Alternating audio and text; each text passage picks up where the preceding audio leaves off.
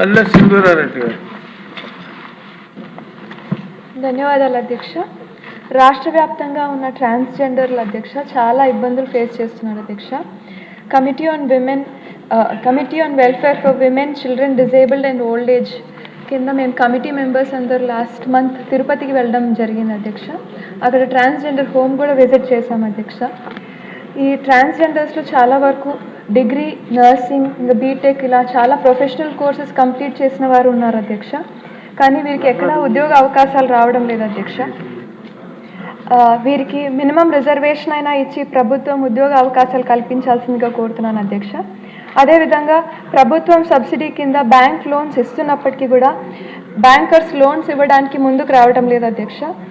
కాబట్టి పూర్తి సబ్సిడీతో చిన్న చిన్న లోన్స్ ఇచ్చినా కూడా వీరు సెల్ఫ్ ఎంప్లాయ్మెంట్ కింద ఏమైనా షాప్స్ కానీ అవన్నీ పెట్టుకోగలిగే అవకాశం ఉంటుంది అధ్యక్ష.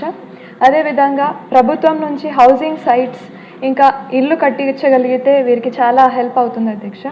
అదేవిధంగా హెచ్ఐవి పాజిటివ్ ఉండేవారు మేల్ నుంచి ఫీమేల్గా మారే సర్జరీస్ కూడా అవి ఏమన్నా ప్రభుత్వం నుంచి ఫ్రీగా చేయించగలిగితే వీరికి హ్యుమానిటేరియన్ గ్రౌండ్స్ కింద చాలా హెల్ప్ అవుతుంది అధ్యక్ష. ధన్యవాదాలు.